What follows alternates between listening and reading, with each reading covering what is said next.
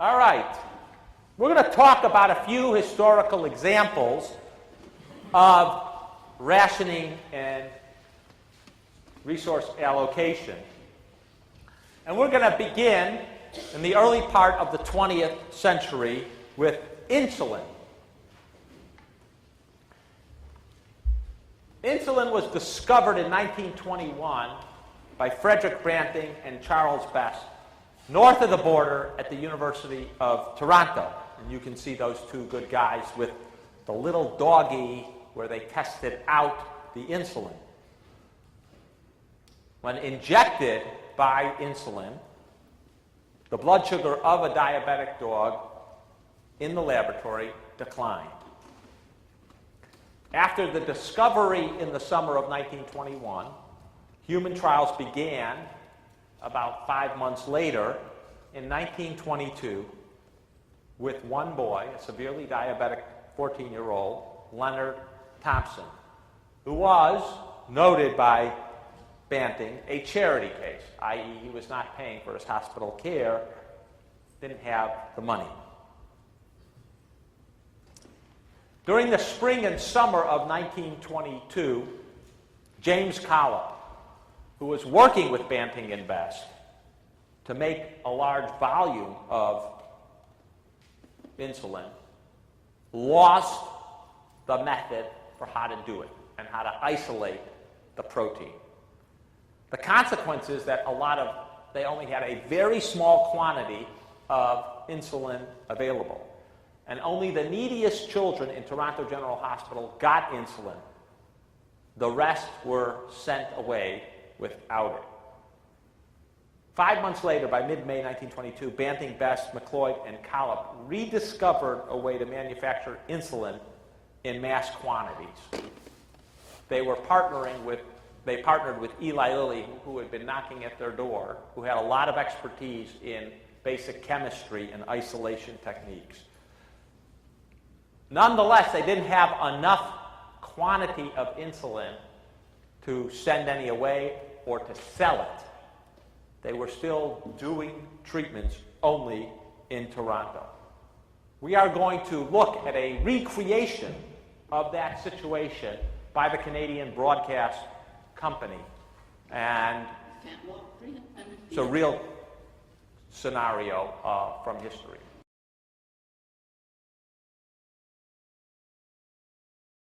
Can't walk 300 feet. She's down to 789 calories a day and has trouble standing. She has been clinging to life, Dr. Banting, for 3 years.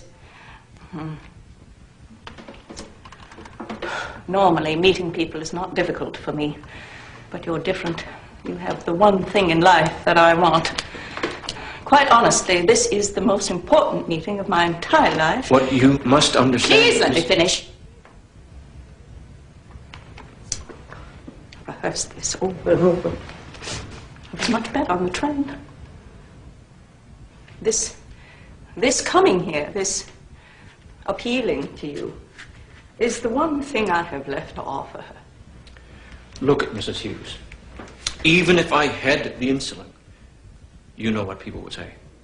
I accepted your daughter because of your husband's position. That an innocent child was denied... Elizabeth is as much a human being... Here, listen to this. This is a letter she wrote to me. She was in Bermuda. She wrote every day.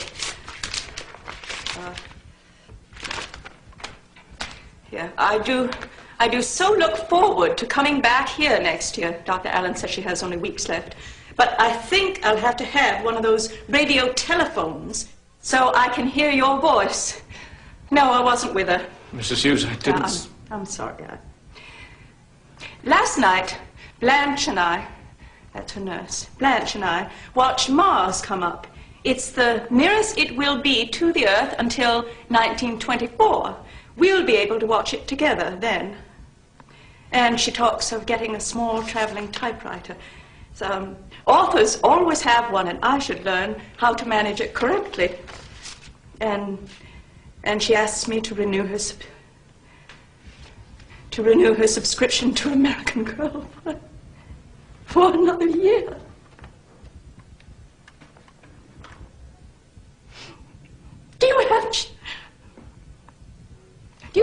children, Dr. Benting? No. No. When you do, if you're like me, you will find yourself wondering, as they get older, if you've done all you could for them. I've not done all I could for Elizabeth. I helped give her this life. Now I have the chance to help her be reborn. How many mothers have that opportunity? All right. All right, Elizabeth has been privileged, as I have. And I have never had to fight for anything in my entire life, and I didn't think I could do it.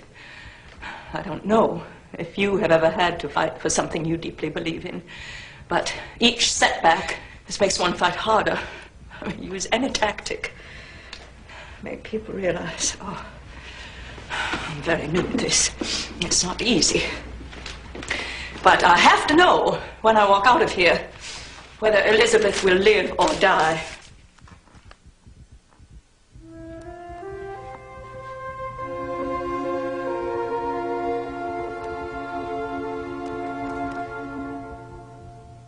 Who was that woman? That was Frederick Branting, the doctor. Was it Edith Wilson, the First Lady? Lita Gray, wife of Charlie Chaplin? Lily Ridgely, wife of the president of Eli Lilly and Company? Or Ruth Bryan Owen, daughter of William Jennings Bryan? Turns out, all wrong. We tricked you. He was talking to Antoinette Carter Hughes, wife of Charles Evans Hughes. As you heard, she said that she was very privileged. Who was Charles Evans Hughes? He was an American. Was he governor of New York? Associate Justice of the Supreme Court? Republican nominee for President of the United States? Secretary of State? Chief Justice of the Supreme Court?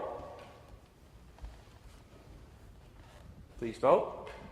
Turns out he was all of those things. He's one of those great Americans who you never heard of. In the early part of the century, he was everything, everyone, everywhere, and only lost the presidency. That was the only job he didn't seem to get. Anyone have any idea who's the other politician who came close to occupying as many positions? Taft. That's a very good thing. Solicitor General, Governor General of the Philippines, Secretary of War, Provisional Governor of Cuba, President, Chief Justice, and a man of 300 pounds who got stuck in his bathtub. All right. Who got insulin in 1922? You just saw. Right? The wealthy and well-connected. Jim Havens, the first patient in the United States to receive insulin, turned out to be the son of the vice president of Eastman Kodak in Rochester, New York. Elizabeth Hughes, daughter of Charles Evans Hughes, the former Supreme Court Justice, presidential candidate, and at that time, the Secretary of State. Banting's friends who made personal appeals to him, and as you saw, quite emotional appeals. Patients who showed up at his door on the verge of death, if he, for some reason, took a liking to them, got it.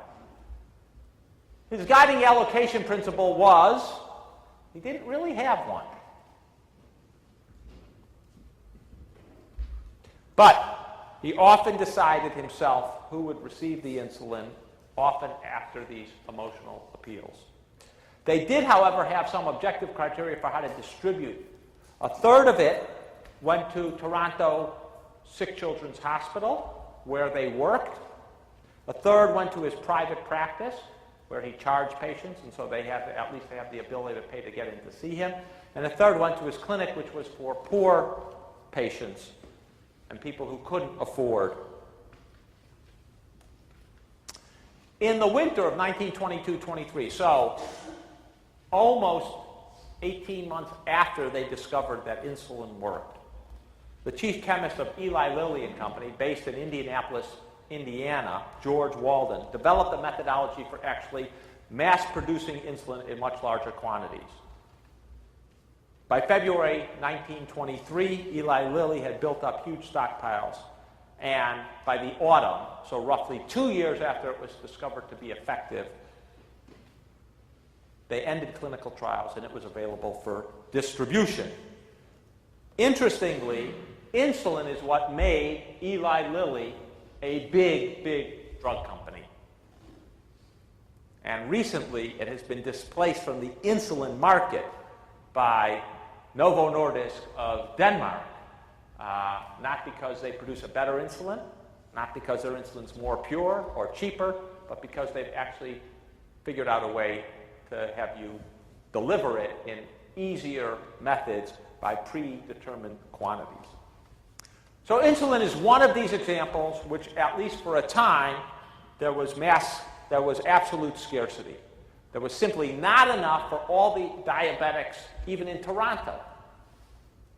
Banting had to have a way of distributing it among the people who needed it. Fortunately, after 2 years, they found a way to produce it to solve that rationing choice.